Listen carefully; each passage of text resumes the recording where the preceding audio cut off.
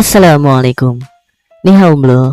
Kali ini Ane akan membawakan sebuah video untuk membahas alur cerita manhwa yang berjudul Sang Penguasa yang Menjadi Ayah untuk Pertama Kalinya. Nah loh, gimana ceritanya tuh?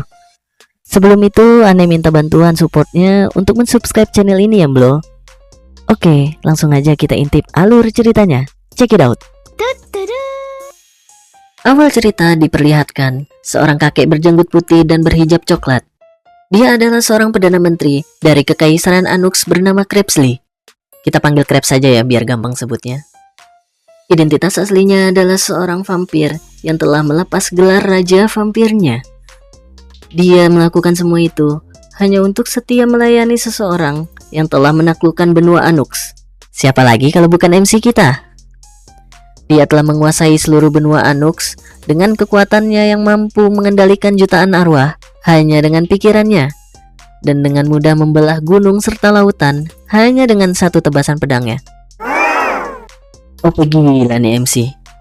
Dan ternyata MC bukanlah Akamsi dari benua Anux, melainkan MC datang dari dunia lain yang disebut Bumi. Setelah bertahun-tahun terisekai ke benua Anux dan juga telah menguasai segalanya, hanya satu impian yang belum MC bisa wujudkan, yaitu kembali ke tempat asalnya, ke bumi. MC menyatakan di depan seluruh pengikutnya bahwa dia sudah lelah. Saking lelahnya dia mencari cara untuk kembali ke bumi, MC memutuskan untuk tidur abadi. Para pengikutnya hanya bisa terkejut dan tak ada yang berani menentang keputusannya tersebut. Kemudian scene diperlihatkan.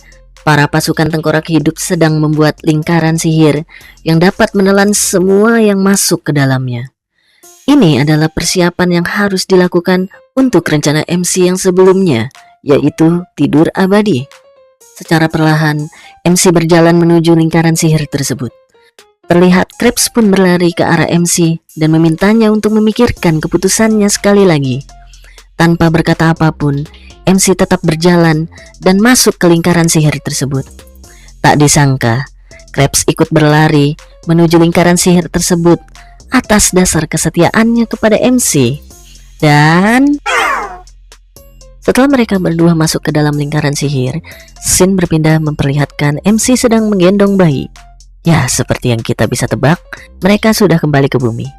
Tapi kenapa MC gendong bayi coba? Kemudian datanglah seorang wanita yang membawa ayam goreng menghampiri mereka. Ya, mungkin kita bisa menebak wanita itu adalah ibunya sang bayi. Tapi ternyata salah. Wanita yang datang itu adalah kakak perempuan MC ketika hidup di bumi. Dia bernama Lee Subin. Kita panggil aja Subin biar gampang sebutnya. Subin selalu mengkhawatirkan MC setelah dia mengira bahwa 3 tahun yang lalu MC telah menghilang dan masuk ke dalam gate monster. Nyatanya MC terisekai ke benua Anux, dan MC juga sudah menjelaskan semua yang terjadi di benua Anux kepada Subin. Akan tetapi Subin selalu menolak untuk mempercayai hal mustahil seperti yang diceritakan MC. Kemudian Subin bertanya tentang identitas Krebs, dan Krebs langsung menjelaskan bahwa dirinya adalah pelayan setia dari MC. Seketika Subin langsung bengong dan bergumam, ternyata adikku dan kakek tua ini masih terpengaruh delusi karena baru keluar dari gate ya. Oh ya, kita perkenalan dulu ya. MC yang dikenal sebagai kaisar di benua Anux. Ketika di bumi dia bernama Lee Kangjun. Sekarang kita panggilnya Kangjun aja ya si MC ini. Dan untuk si bayi yang digendong Kangjun sebelumnya, yaitu bernama Lee Seo, yang merupakan putrinya Kangjun. Loh, kok bisa jadi putrinya Kangjun? Kapan dia kawinnya ya? Jadi setelah Kangjun sampai ke rumahnya setelah kembali ke bumi, Subin menjelaskan asal-usul Lee Seo. Jadi pada saat Kangjun menghilang, ibu dari Lee Seo meninggal saat melahirkannya. Sebelum meninggal, beliau berpesan untuk menitipkan anaknya kepada Kangjun dan Subin. Kemudian saat menatap Seo yang tertidur lelap, Kangjun mengingat pembicaraannya yang dulu dengan Krebs di Kekaisaran Anux. Saat Krebs bertanya apa yang akan Kangjun lakukan setelah kembali ke bumi, dengan lantang Kangjun menjawab, "Aku ingin menjalani kehidupan yang tenang. Hidup biasa tanpa menarik perhatian siapapun. seolah keberadaanku tidak penting. Kemudian Kang Jun bergumam, mungkin menjadi ayah tidak buruk juga. Setelah Kang Jun meninggalkan Seol yang tidur, dia melihat beberapa lembar tunggakan tagihan milik Subin dan langsung memberitahukannya kepada Krebs. Akan tetapi, Krebs hanya tersenyum dan berkata, siapa yang berani menagih bayaran kepada keluarga kekaisaran?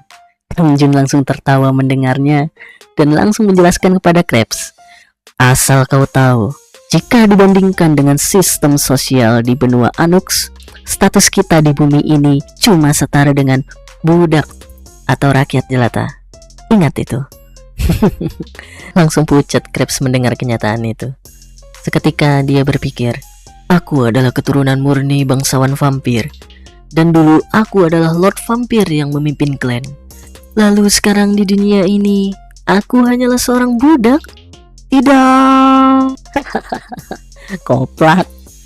Akan tetapi, atas dasar kesetiaannya kepada Kang Jun, dia tidak menyerah dan berkeinginan untuk membangun kekaisaran baru untuk Kang Jun di dunia ini. Gelo nih kakek.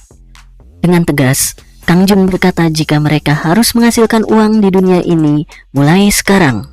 Bagaimana cara mereka menghasilkan uang di bumi? Dan yakin tuh si Krebs mau bangun kekaisaran baru di bumi.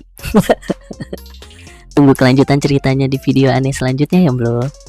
Dari sini kita sadar, jabatan, kedudukan itu tidak abadi.